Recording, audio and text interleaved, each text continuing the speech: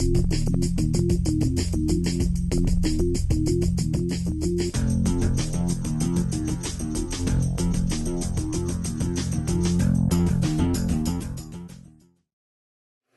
speaker is Professor Christopher Davis. He's Professor of Electrical and Computer Engineering at the University of Maryland, College Park.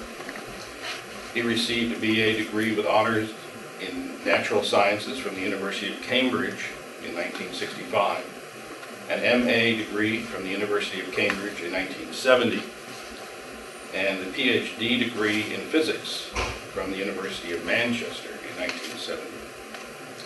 He has served as a scientific consultant to several U.S. government agencies and industry, and is particularly germane for today's talk.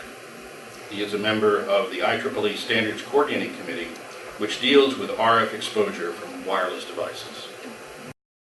But let me give you a little bit of background. What we're talking about today is really something that's had a long history. People have been worrying about what we call non-ionizing radiation since the microwave oven came along.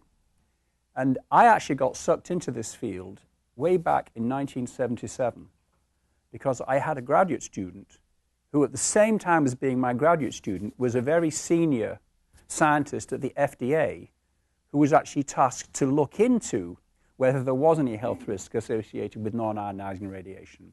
So I've been peripherally involved with people being worried about microwaves, overhead power lines, and of course, for the last umpteen years, cell phones. So that's a little bit of the story.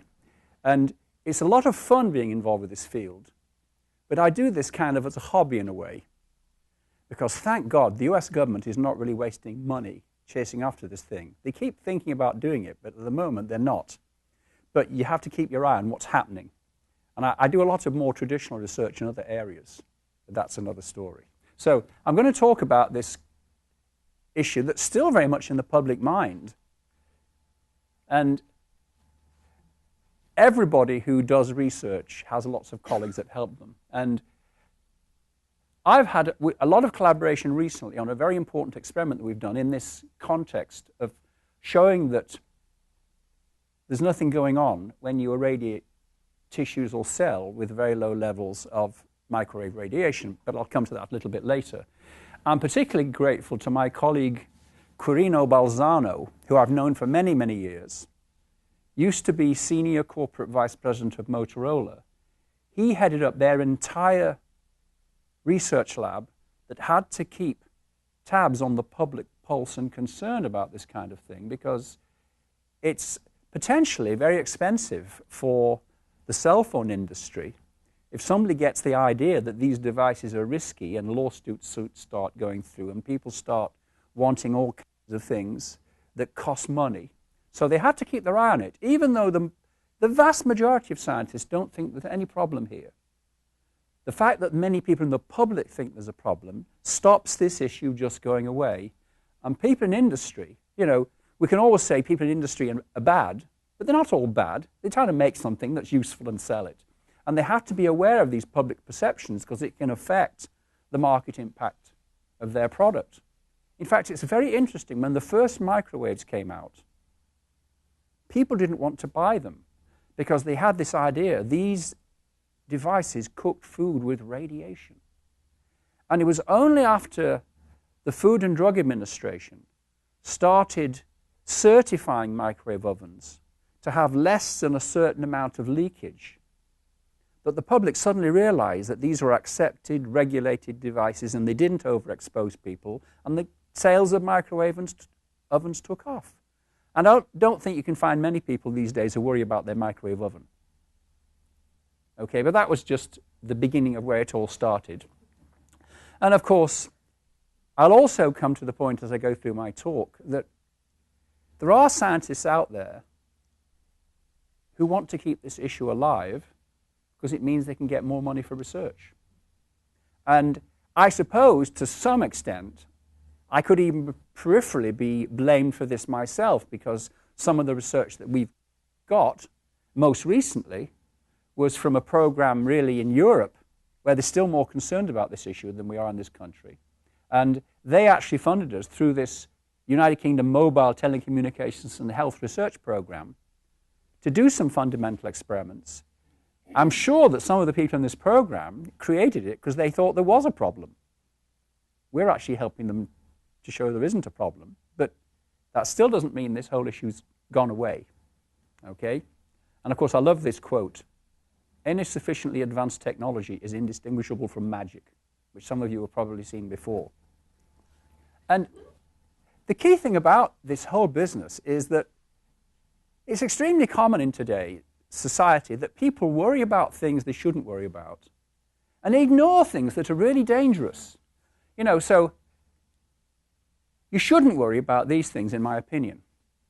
You know, flying by plane, being killed by a terrorist, the fields from high voltage power lines, using a microwave oven, nuclear plants, using a cell phone. But people worry about these like crazy. I don't know how many trillions of dollars we've spent chasing after a few terrorists. I think it got totally out of proportion, but that's just my personal opinion. And look at the things that we do all the time that are extremely dangerous. You know, I've probably taken my life in my hands driving over here to talk to you today. Because I think this number is actually down a bit. We're making a bit of an improvement in I think the latest number might have been under like 34,000 last year, but it's still a lot. And of course, this is still a current issue. This is where cell phones are dangerous, if you're using them when you're driving along. And of course, all the other things that we're all concerned with. You know, these are things we really should be concerned about. Now, it turns out that cell phones are regulated by the Federal Communications Commission, and there's a peripheral relationship between their regulation and at least a perception that you don't want to cook people with a microwave device. Because let's face it, you know, people have done this, and it's not a good idea. If you put your cat in the microwave oven to dry it off, it's not going to do it any good. So too much microwaves heats you up. And as a matter of fact, the current safety standard for human exposure to a cell phone indirectly is all related to how much power you would need from the phone to heat you up. And the number that you're allowed to be exposed to is a cell phone's allowed to give a maximum of 1.6 watts per kilogram in any part of your body, averaged over 1 cubic centimeter. Now, this number has actually been set 50 times lower than the lowest level that's shown behavioral change in animals that are exposed in experiments. Not harm to the animals, it just makes them feel as if they're getting warm and they'll move somewhere to get out of the microwave field. So this is an incredibly safe standard. People who actually work on RF transmitting equipment and the like, they're allowed to be exposed at a little bit higher level because that's the difference between occupational exposure and, you know, random public exposure where you don't have a choice. And of course, this is the issue. If you put a cell phone near your head, you do actually get some microwave energy deposited in the head. Nobody's denying that. But it's small. And there's been a huge amount of money spent modeling this to see just where the energy goes, how strong it is, and how much heating actually occurs. And these computations that people do are very, very complex. Because the trouble is, you can't actually take a head and stick a phone by the ear and stick probes inside somebody's brain to actually make the measurements. You have to do it indirectly. Even though one of our contributions to this field some years ago is we were measuring the properties of the head so people could do this modeling, but we didn't use humans' heads, we used pigs' heads. Because believe it or not, pigs are physiologically quite similar to humans. But believe you me, they have the thickest skulls you can possibly imagine if you want to get inside a pig's head. You know, talk about human skull being thick, pigs have thick heads. But we use the tissues from these pigs to figure out what's going on. Okay? And this is the quantity that people use. If you go to the FCC website, you can actually find all the phones that are available commercially listed, and they'll tell you what this SAR value is. Some are higher than others, but they all have to be below the FCC mandated value. So here's quickly what I'm going to talk to you about. I'm going to talk about the overwhelming evidence to the contrary, that there really are no health effects from cell phone exposure. People are even starting to worry about the base stations, which have such low fields, you can't imagine why everybody would be worried about them. And here's just a couple of relatively recent references that show that nobody's finding anything. Of course, occasionally, scientists are out there who do find something, or they claim to find something, but in a distinct minority. The problem is, as I'll talk to you later about, the media always pick up on these occasional positive findings and ignore the overwhelming preponderance of evidence to the contrary. Okay? So the primary reason why I think there is not an issue here is that if radio frequency radiation produces biological effects, there must be a mechanism for that to occur. It's not magic. Okay? So I'm going to talk a little bit about the ways it might interact with you. And then I'm going to talk about how much heating you actually get when you use a phone. And finally, I'll finish up with this experiment that we did lately. People had actually suggested that your brain is like a radio receiver. And it can demodulate the signal from a cell phone. That's what does the business to you. So we did an experiment to prove that that doesn't happen. But let's go through some background. I mean, this is a very busy sort of slide, but this is just examples of things from the media where people are claiming that they're seeing bad things caused by cell phones. You know, media reports exaggerate cell phone risks. You know, there's even been people out there saying that cell phone use is more hazardous than smoking. I mean, this is so ridiculous. I'm surprised the media even bothered to publish something like that. It's so crazy. Okay? And, you know, they'll make statements that new research indicates there may be a health risk. This is where they're picking on the one experiment out of 100 where anything shows up. And that's the one that causes concern, even though a gazillion other experiments don't show a thing. This study, and believe it or not, a lot of this scary stuff's come out of Scandinavia. They're very concerned about public health. I could say they have a much more touchy-feely society than we do. And they have a tendency to worry about things too much. And they spend a lot of money chasing after spectres. But that's the way they are, because they have a very social system of looking after people. And they worry about things they probably shouldn't worry about. On the other hand, they probably have better health care overall than we do. Okay? And so people do report weird effects, but I really believe that they're in such a minority, and the evidence is that there really isn't anything there. But I have to acknowledge that these reports crop up from time to time, and that's what gets people's attention. You know, it's like 3 Mile Island. You know, you'd have thought it would have killed thousands of people. I used to love that bumper stick, and maybe some of you saw it. It used to say, more people have been killed in Ted Kennedy's car than have been killed in nuclear accidents. Now, I put this slide up because there's a very big European study just been published. This cost a lot of money. It was called the Interphone study. It was an epidemiological study where they interviewed thousands of people and examined their health records, found out who'd got a brain tumor, who'd got various kinds of cancers of the ear, and you name it.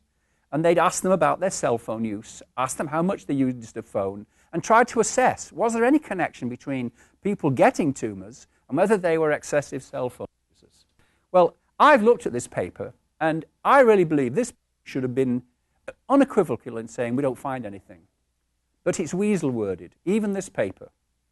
They looked at lots of things, and what they found was that some cancers occurred slightly more frequently in mobile phone users, and some cancers occurred slightly less frequently in mobile phone users. Well, if you're going to accept that cell phones are bad, results like this would suggest that cell phones are good. The conclusion you would draw by looking at this paper is there's actually nothing there. And this is just the statistical variability of a very difficult study. For example, one Swedish scientist said that he had clear evidence that people who used the phone in the left ear always got brain tumors on the left-hand side of their head. But what makes us suspicious about his study was that people who claimed that got fewer tumors on the other side of their head, which would suggest that using a cell phone in your left ear stops you getting a tumor in your right ear. None of this is true. The fact is most people probably don't remember which ear they use, and the results are all as a result of what people call recall bias in these interview-based types of studies. And you know, epidemiology is a bit of a variable science in trying to predict whether there really is a relationship between two things. I mean, look how long it took for people to accept that cigarette smoking caused lung cancer. the odds ratio of getting lung cancer if you smoke compared to if you don't was like 20 to 1. All these studies, if you see a risk, it's like 1.04 to 1 or 1.2 to 1. Or in this case, it might be 0.96 to 1. It's just variability around 1, which says there's nothing going on. But I'm afraid there's a lot of scientists who fall into this trap. They don't like to be too unequivocal. Yes? I have to ask a question, though. I mean, a true scientific study would have a control group, and you would test people on the left and the right. I mean, you would have a whole range of... did that study do that? They did their best. The trouble is, it's getting harder and harder to find anybody who doesn't use a cell phone. But they did attempt to have a control group. They interviewed people, and their control group were people who said they didn't use cell phones. So you have to believe them when they say they didn't use cell phones. So the study did its best. I just think it was a very difficult study to draw firm conclusions. But the Europeans spent millions doing it, and I think it's still ongoing. Not all the results are in yet. Of course, I'd like to point to this. You know, somebody did a study recently, and they found that cell phone users didn't get Alzheimer's as much. So guys, pull out your cell phones. It's not good for you any more than it's bad for you, because I'm going to show you that there's really no way for it to do anything. You know, it's a communications device. And this is the point you just brought up, the young lady on the back row, that you should, when you're doing an experiment of this kind, you'd like to look at what happens to people who are exposed, and you'd also have a control group that aren't exposed. This is true in any biological experiment of this kind. Usually, you actually have 3 groups. You have an exposed group, a control group, and you have a sham group. The sham groups are animals you just leave alone in their cages. The control group, you run them through exactly the same protocols as you run through the exposed animals. You just don't actually expose them. Because in these kind of experiments, even handling the animal and putting them in an exposure system and irradiating them or not irradiating them can produce some animal stress. So you can produce subtle effects, even when you're not shining any radiation on them at all, because biological systems are very complex. And if any of you had a background in biological studies, most biological studies are carried out, and they'll say that we seem to have a positive finding if they have what's called a 95% confidence. Well, you know, the point is, if you have a 95% confidence limit, that means that 1 in 20 experiments can produce a significant result when nothing's happening just because of random chance. And these are the studies that get noticed by the media and get lots of attention. Now, it is interesting. You could argue that cell phones might cause all kinds of cancers, but the ones that people worry about is that they cause brain tumors, because that's where the phone is, next to your brain. They've actually been worrying about this very rare tumor called an acoustic neurinoma that happens in your ear channel. Very, very rare, but that's another one they've looked at. Well, here's the interesting fact. There's about 4,000 new brain cancer cases in the US each year. It's not increasing. In fact, there's some evidence that worldwide incidence of brain cancer is actually decreasing. Now, if cell phones were dangerous, that doesn't make sense. We should begin to see an increase. We're not seeing an increase. I think this is very strong evidence, just without doing any detailed experiments, that if it's not increasing, whatever we're doing to ourselves isn't making us have more brain tumors. Now, there are some professions which have a higher incidence of brain tumor than others. You know, not going to make any comment about physicians and why they get a higher incidence of brain tumors, but this is a statistical fact. And of course, pretty soon, everybody who gets cancer will be a cell phone user. Therefore, they're all caused by the cell phones. Yeah, something that's always bothered me is people talk about brain tumors or oral cancers, but probably 90% of the time my phone is in my pocket. Wouldn't there be more of an instance that they'd be watching for pelvic cancers, people carrying them on their belts or in their pockets? Well, you know, believe it or not, there was a report that policemen who use radar guns and rest the gun on their crotch when they're not zapping motorists were having a higher incidence of testicular cancer. Of course, it didn't pan out, but that's the kind of thing that gets people's attention. You know, now, there is a well-documented case of something that really does cause testicular cancer. People who work in machine shops who used to wipe their hands on their overalls down here, a lot of these machine shop oils and lubricants and the like actually do they are carcinogens, and they did find a higher incidence of testicular cancer in the days when machinists and people working on equipment would do this kind of thing, and they were actually exposing themselves to chemicals. But, you know, this is the kind of thing you can see that out on the web. You know, this is something you can buy that protects you from your cell phone. Well, I would assure you, if you wrap your cell phone in aluminum foil, you will not be exposed at all, but the phone won't work. You know, this is, you know, the trouble is people fall for this kind of stuff. I hope none of you are wearing copper bracelets for your rheumatism or magnets in your shoes for arthritis, you know, because those are some more of the, yeah. Are you familiar with a product from Pong Research Corporation? No, I'm not. PONG? No. I would invite you to go to their website and take a look at the results from CDCOM concerning the redirection of EMF radiation. Okay. Now, lately, people, as well as worrying about their cell phones, they've started to worry about base stations. You know, the base stations are these things you see all over the place, on buildings, on poles. And, of course, the system would not work without them, because when you use your cell phone, you have a wireless signal goes to the nearest base station. And then the signal goes into optical fibers and travels all over the planet to another base station where it hops out through the air and goes to the person you're talking to who's on their mobile phone. Okay? And there's a lot of people out there complaining about base stations, saying that they're a health risk. They're doing this because they think they're ugly. But they want an excuse to not have the base station built in their neighborhood. Believe it or not, the amount of radiation you get from a base station is so low, it's about the same in watts as you get from the visible light reflected off the planet Venus. So if you look up at Venus and you look at the light that's coming, that's about the same radiation level as you might get from your nearest base station. And yeah, they sometimes are ugly, but the cell phone industry is very creative. They disguise them to look like other things. Okay? Here is an undisguised base station with all the sectored antennas, probably from 2 or 3 cell phone providers on the pole. And I'm sure you've all seen these things on buildings and everywhere. Here's one that looks like a tree.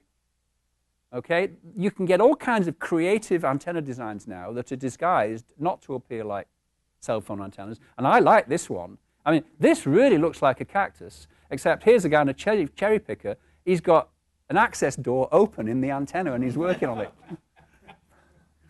And, of course, it's like this. You've all heard of NIMBY, haven't you? I just had to put this slide in because a colleague of mine came up with a much better one.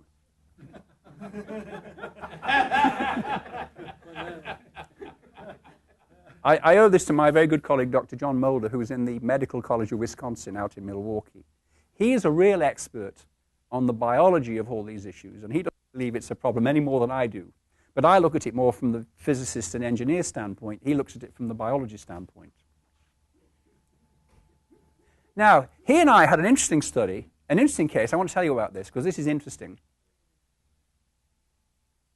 Because over the years I have become reasonably well regarded for the work that I've done in this area, I get occasionally asked to be a legal expert in cases that crop up. Okay? And one of the most interesting ones was this one that I had to deal with in Bermuda. Now you can guess that it's rather nice to have a consulting job in Bermuda. And what happened was, has anybody been to Bermuda, by the way? No?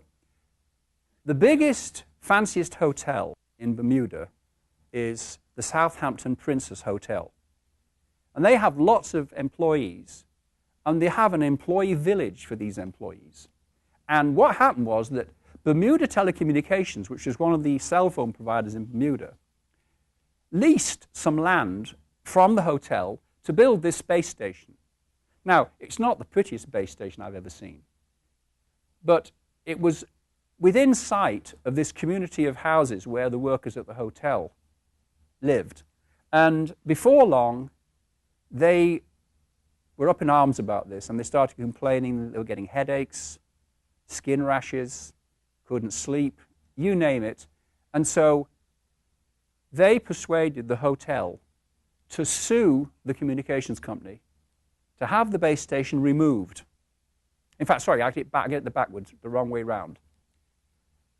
the Bermuda Telecommunications sued them not to have the base station taken down. It was the other way around, because the communications company needed this antenna, otherwise they had a dead zone in the middle of the island, and they didn't want the hotel trying to break the lease because the phone antenna was actually on the hotel's land. And so I went to Bermuda and I made measurements around this antenna. I had the latest, greatest measurement equipment. I couldn't measure any fields. They weren't sensitive enough. There was nothing happening. It's interesting, if you look at the pattern of radiation that leaves a base station like this, it's actually quite a bit like a donut that goes out horizontally. So in fact, believe it or not, if you stand underneath the base station, there's not really much radiation at all. And in fact, these are what we call the primary radiation lobes, and they get bigger as you go away from the antenna, and they typically reach the ground about 3 times of the height of the antenna away. So I always tell people that people who are worried about their kids being exposed to radiation from base stations should put it right on the roof of the school, because there's no radiation underneath it. And the school gets lots of nice revenue from the phone company putting the antenna on the roof. But I'm sure you've heard about schools up in arms that they're building a base station nearby, and certainly they won't want it on the roof. They should want it on the roof because that's the safest place for it to be. Okay? Anyway, this went to trial, and the people from the hotel, their lawyer got up and their experts, and they claimed they had all these physical ailments and you name it. And we pointed out to the judge that there was really no possible way they could have these ailments. And Bermuda Digital Communications won the case. And interestingly enough, this is what they call the British rule. Because they lost, they had to pay everybody's costs, including our costs and their own. So this is a really good way to discourage frivolous lawsuits, because if you lose, you pay the other guy's costs as well. I've also been involved in some other interesting cases. This was an interesting one. A Motorola employee got a tumor which he claimed was caused by the phones he was testing in the course of his work. And it eventually was dismissed. I mean, the guy did have a brain tumor. That was unfortunate. The amazing thing is, he sued Motorola. They kept him on the payroll for years while he was suing them. Then there's another one in this local area between Christopher Newman and Motorola. He got a brain tumor, and he claimed he was a big cell phone user, and he got the brain tumor as a result. And this went to a hearing in Baltimore, and this was also dismissed. And to date, nobody has ever won a lawsuit against any cell phone company or provider or you name it, claiming that that's what caused their brain tumor. Well, okay. Why is that? I mean, what was the defense's argument? Well, the defense was that there has to be a cause of the tumor. You've got to identify what's the mechanism by which the radiation causes the tumor. And there was no mechanism. And those of us who were helping defend the phone companies were able to show scientifically that the evidence was so overwhelming in favor of there being no mechanism for this phenomenon that the judge judged that there really was no case to answer. Now, this did not go to a jury trial. I mean, here's the thing. Cases occasionally, they've never gone to a jury trial. Cases that go to jury trials, then of course you're under mercy of 12 jurors who quite often might not understand what's going on. And then you really worry that you can get jury bias, but it hasn't happened to date. Even so, the state of Maine right now is trying to get regulations passed to put a health warning on all cell phones, like they do on packets of cigarettes. Did you have a question? Well, yeah, I have a whole lot of questions, but okay. I'll just wait until we... Sure. And, you know, right now, I think it's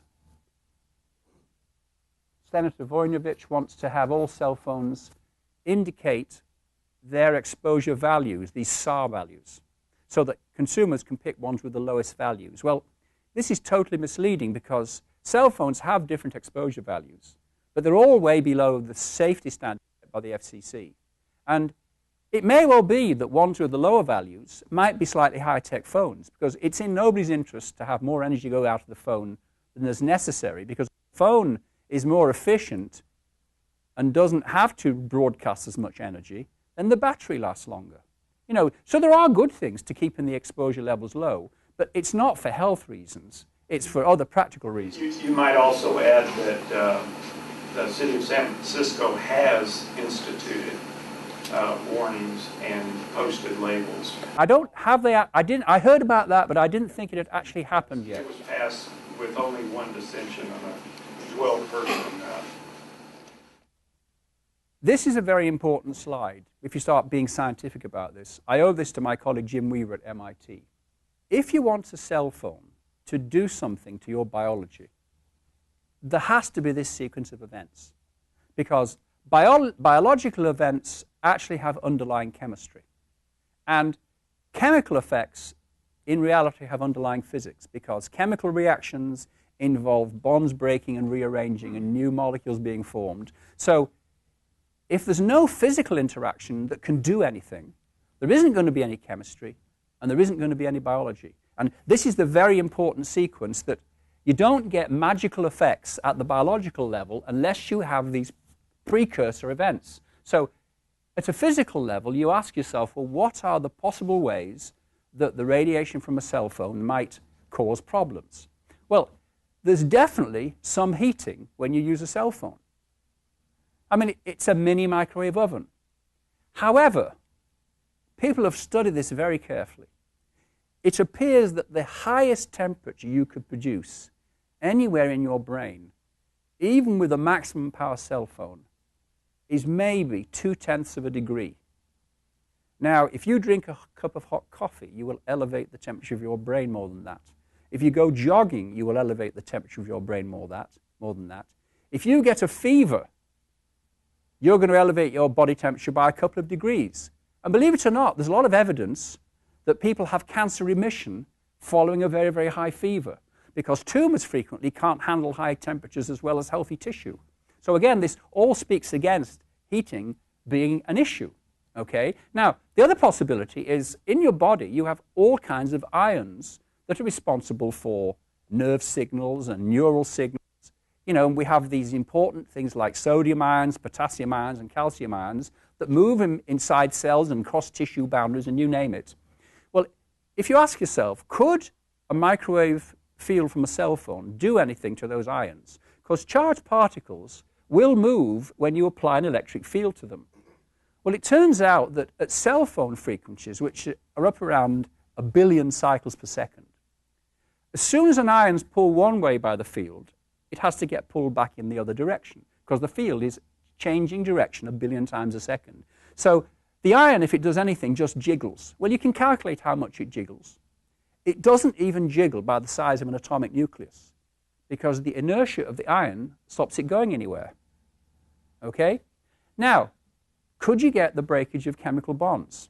Well, the weakest bonds in the body are about 1,000 times stronger than the energy that's associated with microwave radiation. You see, radiation, we all talk about electromagnetic waves as what's involved. But if you look at it a little bit more deeply, if you start going into quantum theory, and I'm not going to try and teach you quantum theory, but you find that the electromagnetic field actually comes in little packets of energy that we call photons. And each photon has a certain amount of energy. And if the photon has enough energy and it bangs into an atom or into a molecule, it can break a bond if it has enough energy. But the photon cell phones are 1,000 times smaller than what you'd need to break the weakest bond in the body. So it really is implausible that non-ionizing radiation of this kind can break chemical bonds. And of course, you need to break chemical bonds to make that transition to some chemistry and then some biology. Now, it's a fact, if you go and take an X-ray of somebody or expose them to ionizing radiation, those photons have huge energy and they break bonds. And of course, you know, you get exposed to this stuff all the time. You know, fly from here to Denver, cosmic rays at 5,000 feet will break some of the bonds in your DNA. But our bodies are incredibly good at repairing themselves, and even those breaks that are caused by ionizing radiation get repaired very, very rapidly. Okay? But there are definitely risks associated with ionizing radiation. Now, we began to look at this whole issue of, is there any other mechanism by which cell phones could interact with human tissue? Now, the point is that cell phones have a particular frequency, but that frequency is modulated in order to carry the voice or the data or the pictures or whatever you're transmitting. And we talk about the main frequency that's sitting there. We call it the carrier frequency. But it has frequencies around it that carry the data that we call sidebands. This is true for radio. If you look at if you listen to an FM radio station at, say, 100 megahertz, when they talk about that 100 megahertz, that's the carrier frequency from the station. But there are small variations of the frequency around that value that your radio decodes and translates back into voice or music. But there's no low frequencies themselves involved. You know, there's no low frequencies come out of a cell phone antenna, just radio frequencies, which vary a little bit about a center frequency. And in fact, this is an example of what I mean. If you take a center frequency and you encode data on it, you get these patterns of frequencies around the sides that tell you about what's been encoded into that frequency. And these are examples for frequency modulation, which is the way that FM radio stations work. Now, cell phones quite often use this technique that's called GSM. If you have AT&T or T-Mobile as your provider right now, they use this type of signaling. It stands for Global System Mobilier or something like that. It's a European standard, but it's a worldwide standard. And it's rather complex, the way they encode the data on the signal. And if you look at it, there's lots and lots of these frequencies near the carrier that are carrying the data in these encoded cell phone conversations. Okay? Now, this again is to illustrate why the photons from cell phones don't do anything. We are all happily living at about 37 degrees C. That's our body temperature. And we actually have thermal energy in our body. And the thermal energy has a characteristic value. If you like, it's the random jiggling of all the molecules in your body that store a certain amount of energy. Well, that random jiggling, okay, is very random. But again, the energy associated with the thermal energy in your body is actually about 8,000 times bigger than what you get from a cell phone. So your ordinary thermal energy in your body and how much energy it has with it, it's like 8,000 times above a cell phone. And here's a snapshot. This is characteristic thermal energy, this great big bar here. Scientifically, we call it KT. T is the temperature, and K is the thing called Boltzmann's constant. Well, if you blow up the bottom bit down here, there's your cell phone photon. It's tiny compared to the thermal energies that are present. These are some simulations of mine where I took a cell phone, which actually had more power than is currently allowed. I had a half-watt cell phone. These days, most of them are only 0.2 of a watt. And I calculated if you took that entire half-watt and you focused it into the brain, into the smallest possible volume possible, how much heating would you get? And here we are, over an hour, it was about 0.5 degree. This calculation doesn't include the cooling from blood flow, the fact that the phone isn't actually focused into your head.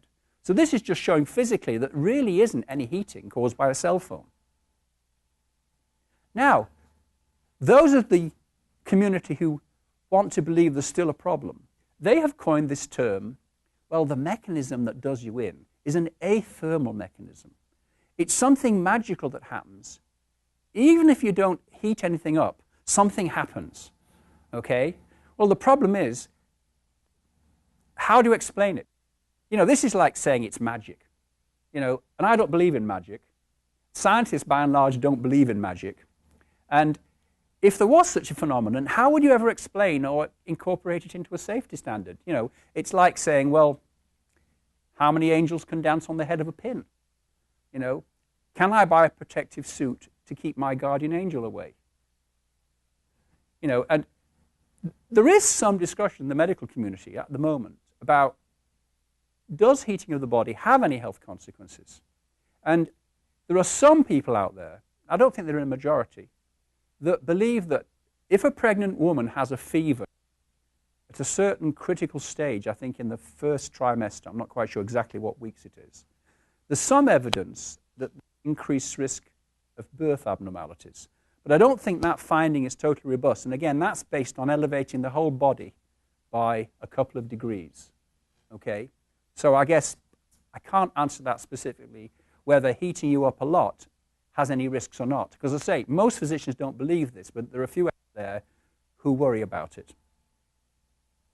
Now, one possible mechanism that a few people have suggested, because, they're clutching at straws, they want to show that there is a health risk. And those of us on the other side have been saying, well, you've got to tell us what the mechanism is.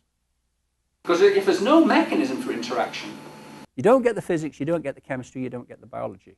Well, what they'd suggested was that brain tissue can work like a radio receiver. There's something about biological cells that makes them act like diodes. A diode is a nonlinear electrical device needed in the front end of every radio to take the RF frequency and decode out those lower frequencies of voice or whatever that are associated with it. Now, I would agree, if this demodulation effect occurred, it would put low frequencies into your brain.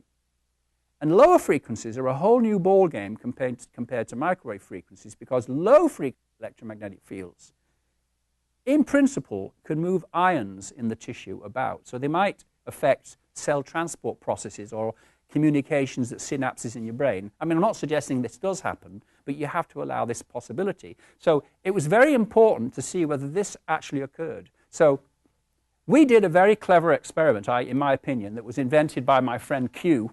So everybody calls it the Q experiment, which was to put biological cells in a system and see if they acted like diodes, which in a scientific sense means you want to find out if they're nonlinear. Okay? So one of the things about that is that if you expose biological tissue to a typical cell phone frequency, if the biological cells are nonlinear, you should be able to see the cells generating what's called the second harmonic. This is twice the frequency of the one that went in. Because if they can't be nonlinear to go up in frequency, they don't have the nonlinearity to go down and do the demodulation either. So we built a system to do this experiment, and this is where I'm going to tell you a little bit of science. Basically, you could think of this as a rather specialized microwave oven. We had an antenna in the bottom that fills this big gold-plated cylinder with microwaves at 900 megahertz. In the middle of this cylinder, by the way, there's a lid goes on when it's being operated, we put some biological cells in a Petri dish in the middle. And then there's an antenna near the top of this microwave oven that's tuned to pick up any of the 1800 megahertz signals that might have been produced by the cells being nonlinear. Okay? And we made two of these. One of them we kept at the University of Maryland, and the other one went to the Health Protection Agency in the UK, where they had all the biologists who looked at all the different tissues to see if they could see anything. And so it's a very simple experiment, actually. You take a signal and you drive this microwave oven, which scientifically I'm calling it a microwave cavity. So there's microwaves rattling around in here. And if the cells that are in the middle generate these new frequencies, they come out and they're measured. And we had a very sensitive experiment to do this. Okay? And we checked this very, very carefully. And to prove that it worked, if there was something nonlinear, we could actually put a little object in the middle of our system, a thing called a Schottky diode, which is a fundamental little electrical device that's nonlinear. And indeed, if we put one of these in the middle of the cavity, we could see these second harmonic, higher frequency signals being generated. And I think I'm going to skip through these scientific sorts of pictures, because these were just saying that we didn't see anything. Okay? But this actually shows the system inside an incubator in the UK, and these are just some examples of some of the cells that they put in it. Human fibroblasts, human neuroblastomas, and lots of cells were tested in this system under biological conditions, 37 degrees C, the right amount of carbon dioxide, and all the careful things that biologists do to make cells comfortable. And we saw nothing in any of these experiments. And we had incredibly good sensitivity. I mean, look at all the things that they looked at to see if anything happened. Human lymphocytes, blood cells. Mouse bone marrow cells. These are various kinds of cancer cells, okay? Skin tissues, more cancer cells. Chinese hamster ovary cells. Why they study these, I don't know, but they're very popular in the biological community. And all kinds of tissues, brain, kidney, muscle, liver, you name it. Lots and lots of tissues, all checked, all kept happy, all looked after very nicely, and they looked to see if they had this nonlinearity property, and we've not detected anything. In fact, I think our sensitivity, our ability to see something was so many gazillion down below what you might have thought if there was anything significant going on, but I don't want to go into. And this is the paper that's actually just been published. It's been submitted for ages, but you know how slow the publishing process these days. So this is the title, and there's quite a team. You know, my team from the University of Maryland, people from the Health Protection Agency in the UK, and this is one of the journals that publishes quite a lot of these attempts to find biological effects from radiation. And of course, it also publishes some of the papers that claim they find biological effects. So you've got to be able to distinguish the good from the bad. There's a very comprehensive report came out recently from the Swedish Radiation Safety Authority. And this was an international group of scientists evaluating all the evidence, looking at all the literature. And they concluded there's no evidence for any health effects. So this was a massive and comprehensive survey of what was known. Okay? Of course, cell phones can be a hazard to your health. Maybe some of you heard about this one. A guy left his cell phone in McDonald's, and he had nude photographs of his wife on the phone. He called the restaurant and he said, "Hold that phone until I come and pick it up." Before he knew it, pictures of his nude wife were up on the internet, extracted from the phone, and he filed a $3 million lawsuit. I don't know what the consequence of the lawsuit was. And that's the end. I'll be very happy to take more questions.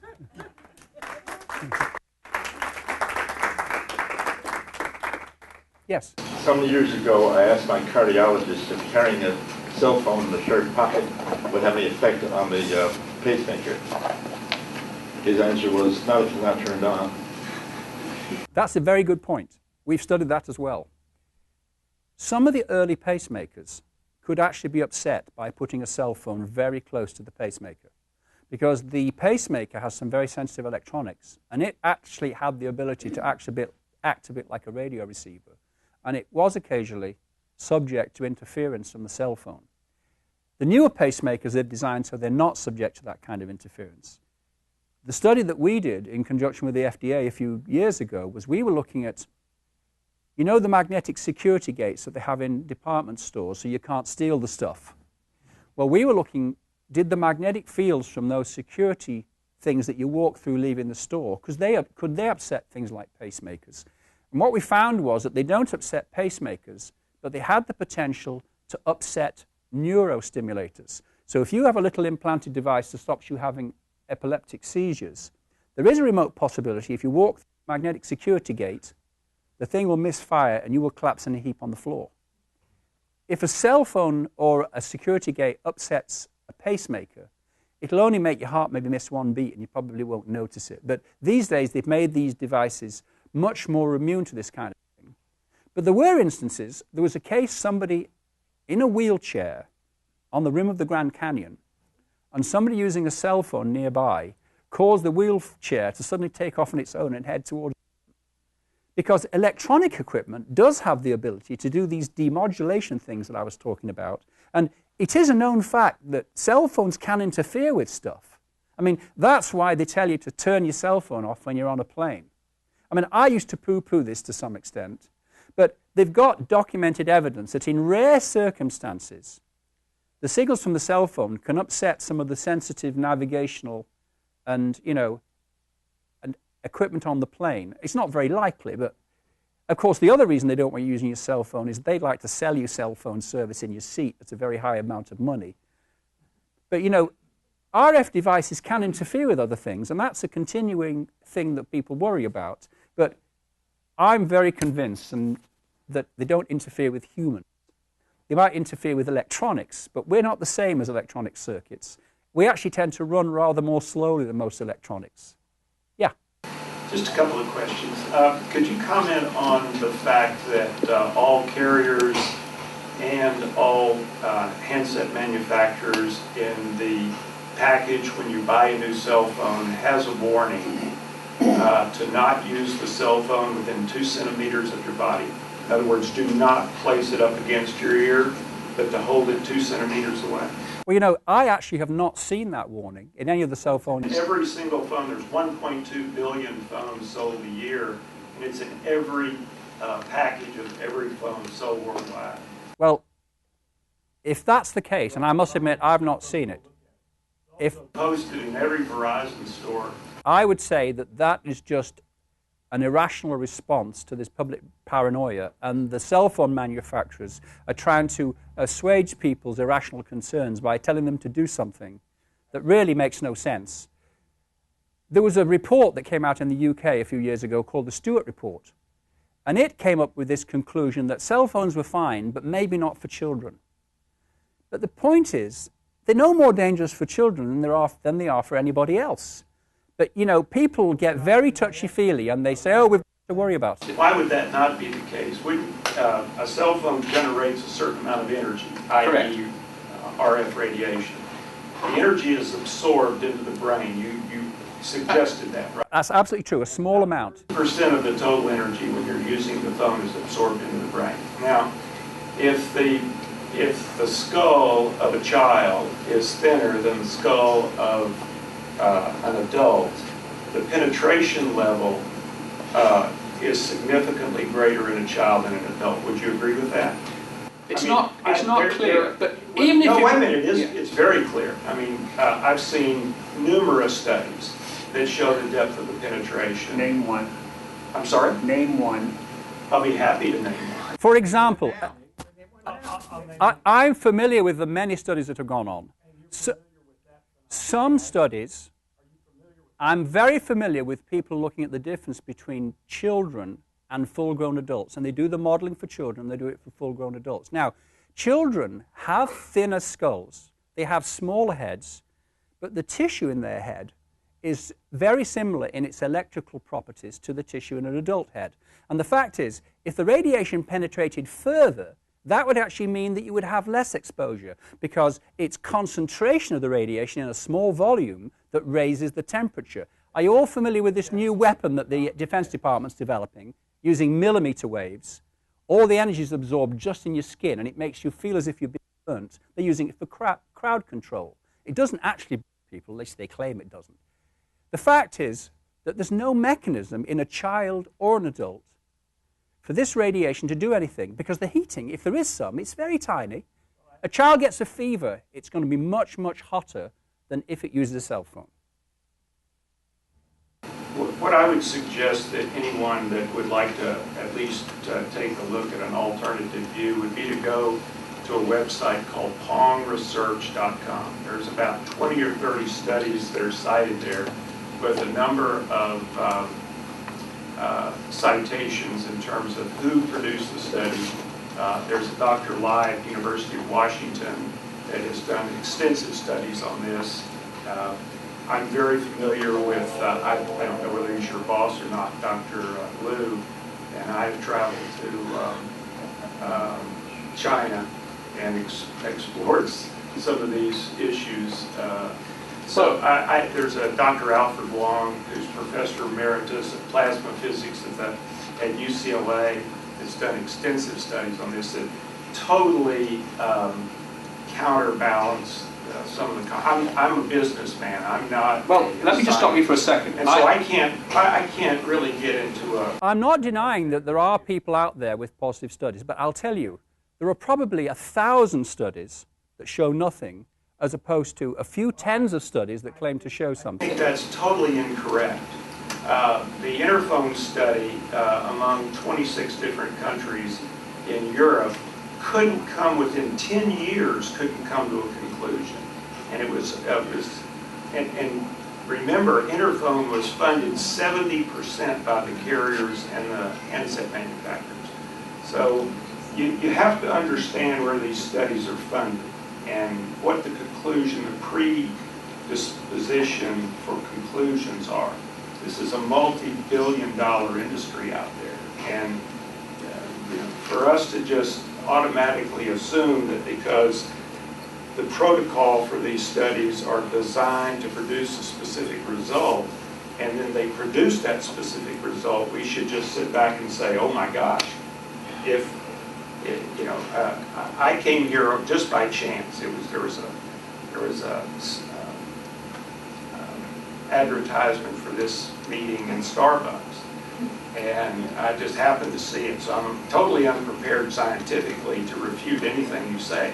But I think it's so unfair for you to just totally dismiss without any recitation of corresponding evidence to the contrary. We just did give you corresponding evidence to the contrary. Well, let me ask your question, but let this young man ask his question, then I'll come back to yours, please.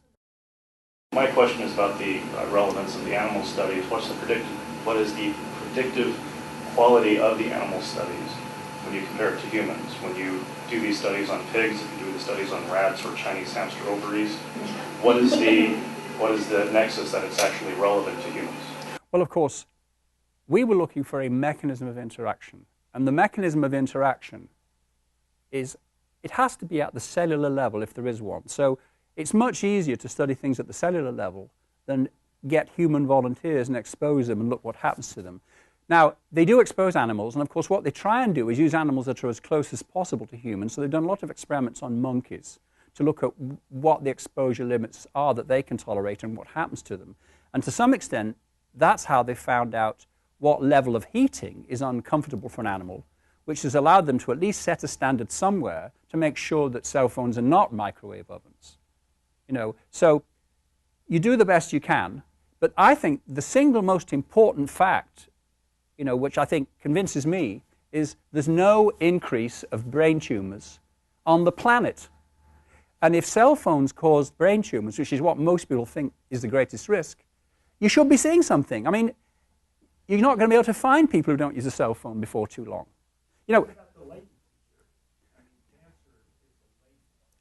I know that, well, here's the fact.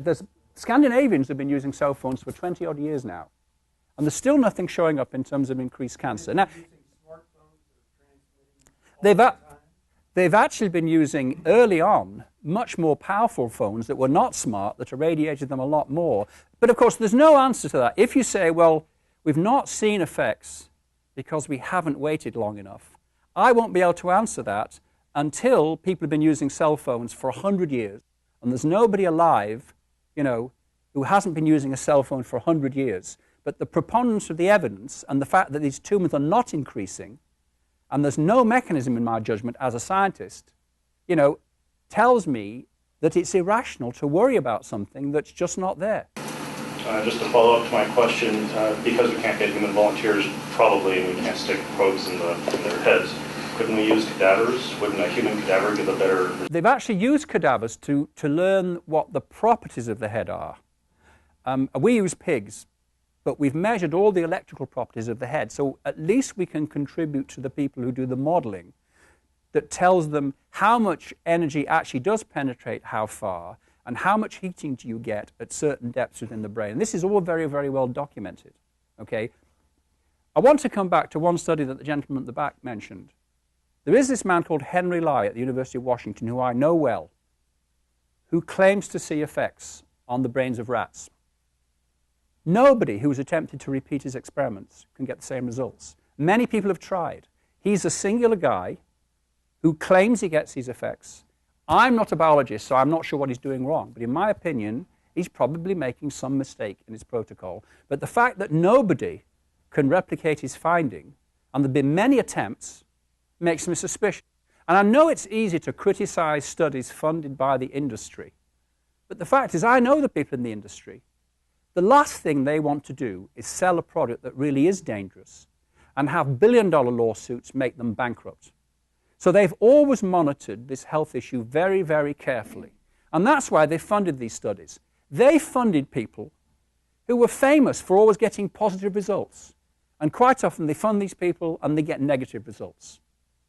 So I don't think it's fair to say just because a study is funded by the industry, it's inherently wrong, because I'd like to think that most scientists have scientific integrity. And most of the time, if you get money from somebody, the conditions you take it under are that you are free and clear to do the experiments and to report the results as you find them. You're not in the pocket of the industry to report just the results that they like. Yeah?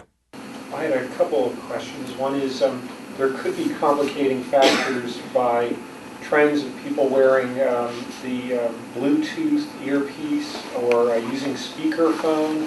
In other words, they're cell phone users, but they don't have the RF very close to them.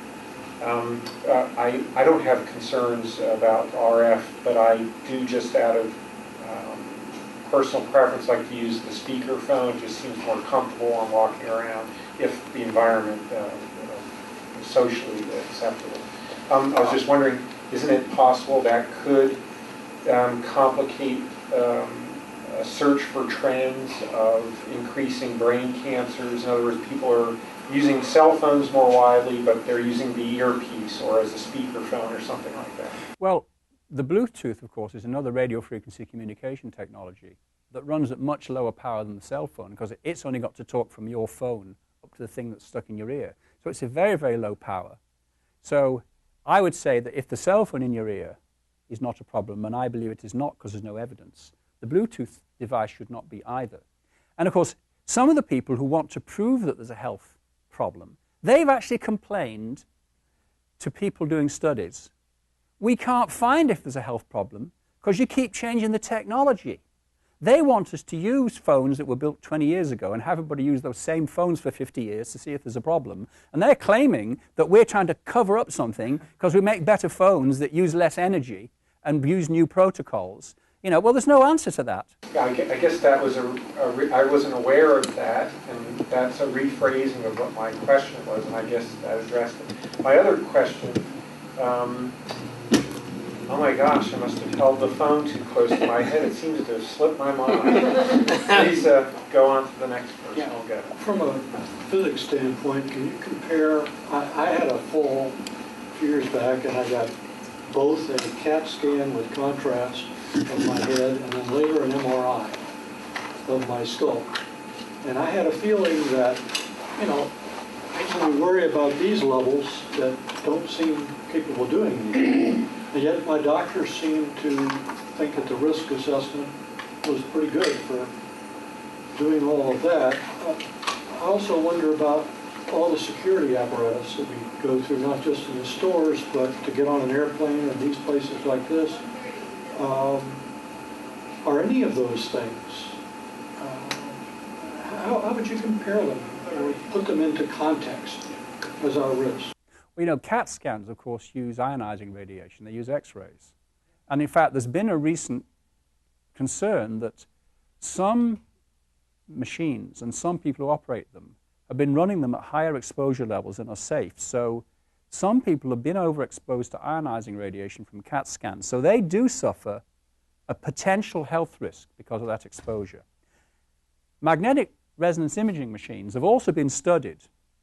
There's no evidence of any health consequences from people who've had MRIs, but MRI machines actually also expose you to radio frequencies. People don't actually believe that the magnetic field itself is a problem, but there's a radio frequency field as well that lets you do the imaging. But as I say, even though those fields are quite strong, I think the risk-benefit analysis is so much in favor of using them when designated that people have not been greatly concerned about them. As far as security systems are concerned, there's 2 new security systems coming online right now. Millimeter wave scanners, which are non-ionizing images, and low-dose backscatter X-ray devices. My personal opinion is that the millimeter wave devices, because they're non-ionizing radiation, are not a risk. For much the same reason I don't believe cell phones are a risk. They do operate at higher frequencies. I think the power levels are very low. On the other hand, the backscattered X-ray systems do expose you to a very low level of X-rays. So there is a small additional risk. However, it's been pointed out by people that if you fly on a transcontinental flight, you get as much exposure from increased cosmic ray activity at 30-odd thousand feet as you would get going through one of these backscatter X-ray machines. But my opinion is if I have to go through a backscattered X-ray machine, I'd be inclined to say, I don't want to do it, I want a hand examination. But if it was a millimeter wave device, I'd be quite comfortable going through it because it's non-ionizing. How can you tell which is which? Well, you have to ask. You have to ask. Yeah, I don't think you can always tell. Versus ionizing? Yeah, the backscatter is ionizing radiation. Oh, okay. And the millimeter wave is not. So I would worry less about the millimeter wave ones. Even the backscattered X-ray ones, the risk is tiny. But there is a little bit of risk. So I think that's a choice anybody has to make. And I think to find out which one they're using, you'd need to ask. I've never actually been confronted with the backscatter X-ray one. I did go through 1 millimeter wave scanner, but not here in the States, it was in Europe. And the risk is cumulative. I'm sorry? The risk is cumulative for ionizing radiation. That's true. But of course, that's also true. I don't know whether airline pilots who are constantly at 35,000 feet actually do have a significantly elevated cancer risk, because they certainly get much more cosmic ray exposure. And I don't know what the answer to that question, but you are quite correct. Yes? First one comment, and I don't know if my cell phone had a warning to keep it 2 centimeters from my head. It may have, because everything comes with pages and pages of warnings now.